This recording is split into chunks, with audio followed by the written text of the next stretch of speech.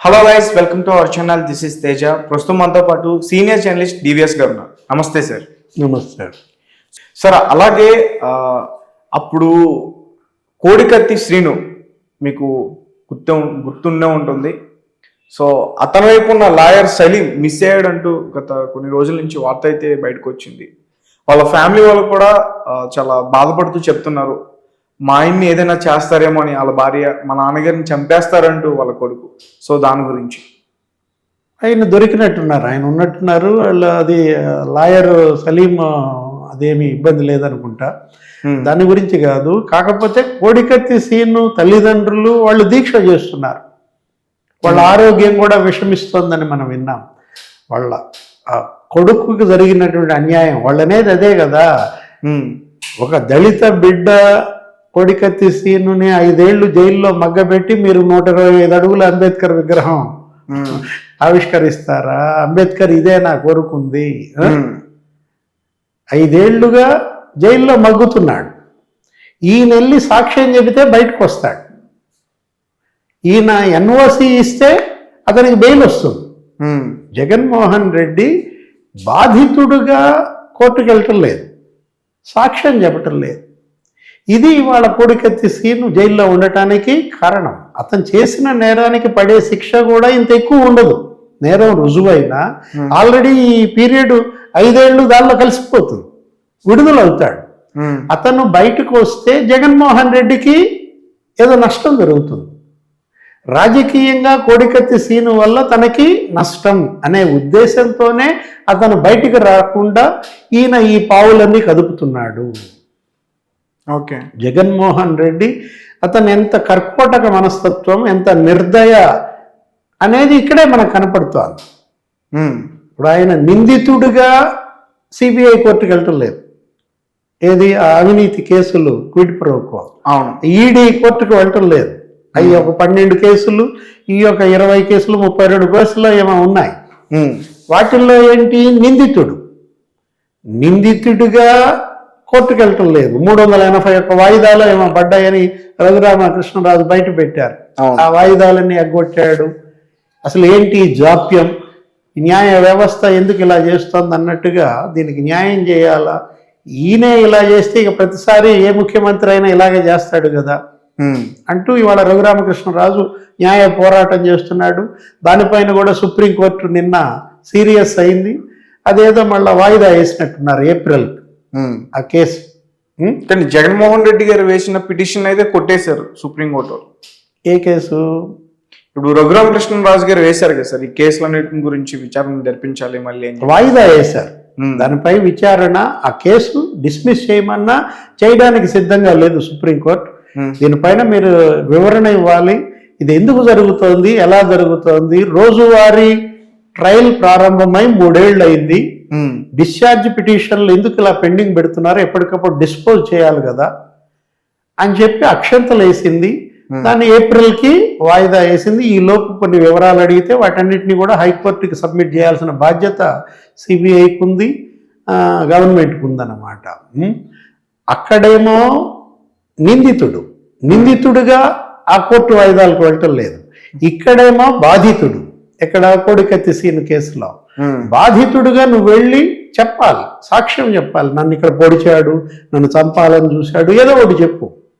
లేదు ఏదో పొరపాటు జరిగింది, క్షమిస్తున్నాను, అతను వదిలేయండి అని కూడా చెప్పచ్చు.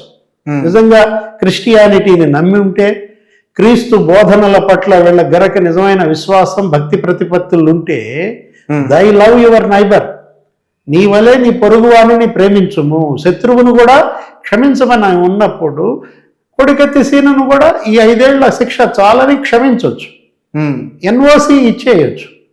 అది చేయటం లేదు, ఇది చేయటం లేదనే ఇవాళ కోడికత్తి సీను తల్లి సావిత్రి, వాళ్ళ అన్న సోదరుడు ఎవరు సుబ్బరాజు, వాళ్ళు తీవ్రమైనటువంటి ఆవేదనతో ఆమరణ దీక్ష కూర్చున్నారు. జైల్లోనేమో 2 రోజులుగా కోడికత్తి సీను నిరాహార దీక్ష, జైలు బయటేమో సీను తల్లి తర్వాత అన్న నిరాహార దీక్ష మనం చూసాం. ఇప్పుడు మీరు అన్నది ఆ లాయర్ మిస్సింగ్ ఏదో, ఎందుకు ఇదంతా కూడా, ఎందుకు ఇంత ఈ చిక్కుముడి వేస్తున్నారు? మీకే పేరు వస్తుంది కదా. అతన్ని క్షమించి వదిలేసిన, ఆ కోర్టుకు వెళ్ళి వాంగ్మూలం ఇచ్చిన, ఎన్ఓసి ఇచ్చిన మంచి పేరు ఎవరికి వస్తుంది? జగన్మోహన్ రెడ్డి గారికి. తనకు వచ్చే మంచి పేరు అతనికి అవసరం లేదు. అతనికి కావాల్సింది చెడ్డ పేరే. ఎంత చెడ్డ పేరు తెచ్చుకుంటే అన్ని ఎక్కువ ఓట్లు పడతాయి అనుకుంటున్నాడు. దురదృష్టం. ఏది అంబేద్కర్ విగ్రహాన్ని ఏమో ఒకవైపు ఆవిష్కరిస్తావు, మరోవైపు ఏమో కోడికత్తి సీను జైల్లోంచి బయటకు రావడానికి వీల్లేదంటావు.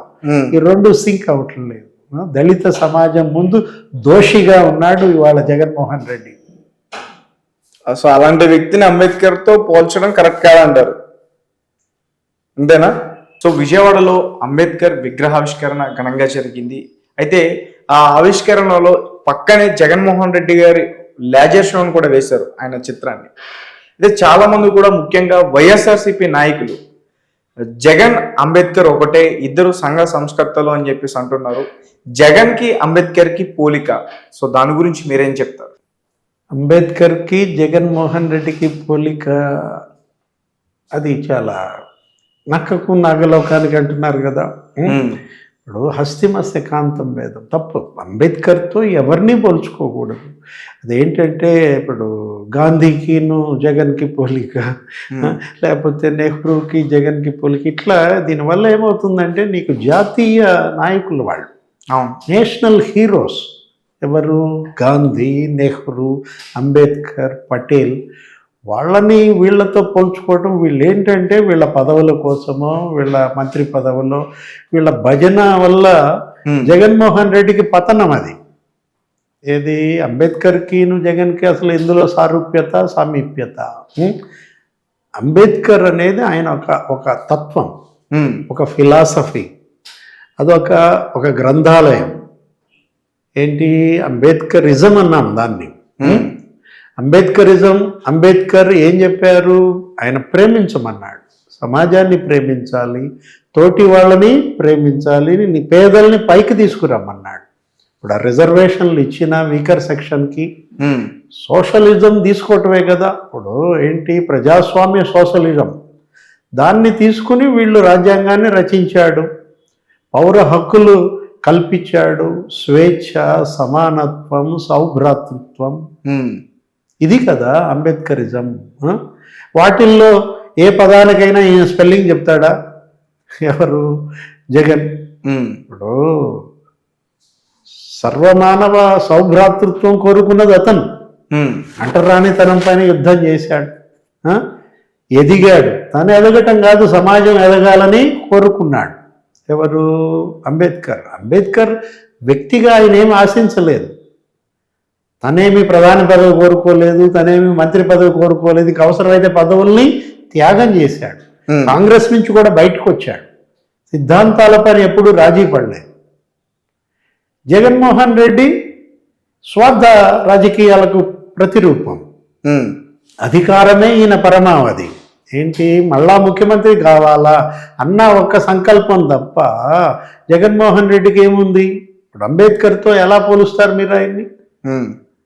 ఆయన విగ్రహం 125 అడుగులు పెట్టారు, సంతోషం.